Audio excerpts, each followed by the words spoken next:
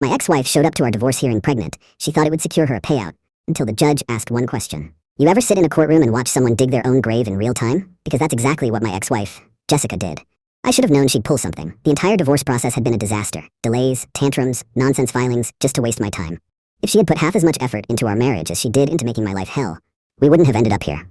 But when she walked into that hearing pregnant, I almost laughed. Not because I thought the kid was mine. I knew it wasn't. But because I could see the plan forming in her head like a cheap soap opera plot.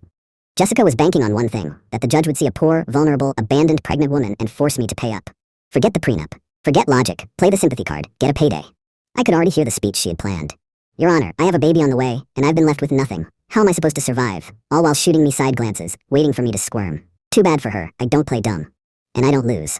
See, Jessica had underestimated me. She thought I'd panic, get flustered, maybe even offer a settlement just to avoid looking like the bad guy in front of the judge. But she didn't know what I knew. She didn't know that I had already figured her out months ago. Because the thing about Jessica, she wasn't just bad at marriage. She was bad at lying. And she had no idea that the one question the judge was about to ask her would make her whole story fall apart. Jessica was smug when she walked into that courtroom. She played it perfectly. One hand on her belly, the other delicately brushing her hair behind her ear like she wasn't about to commit legal fraud. She even threw in a dramatic sigh when she took her seat, like this whole ordeal was exhausting for her. I didn't react. I didn't need to.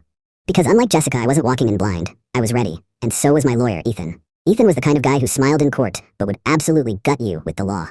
I didn't like lawyers much, but after watching him dismantle Jessica's stunts over the last few months, I had to admit, I was glad he was on my side.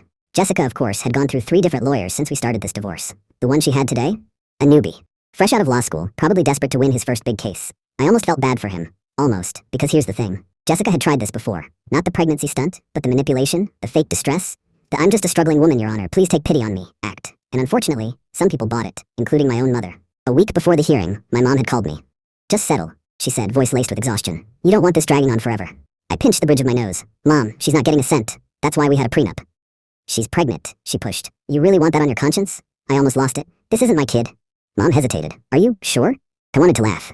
Was I sure? Mom, she cheated on me, repeatedly. I caught her. I paused. Besides, you know what the worst part is? If I actually thought this was my kid, she wouldn't even need to pull this stunt. I'd be there. I'd take care of them. That's the difference between us. She schemes, I take responsibility. Mom went quiet. Then, she sighed. I just don't want to see this get uglier. It was already ugly, but I promised her I'd handle it. Which brings us back to today. The judge walked in, and the hearing began. Jessica's lawyer launched into a sob story immediately. Your Honor, my client has been left in an impossible situation. She is pregnant, unemployed, and struggling due to the emotional and financial strain caused by this drawn-out divorce.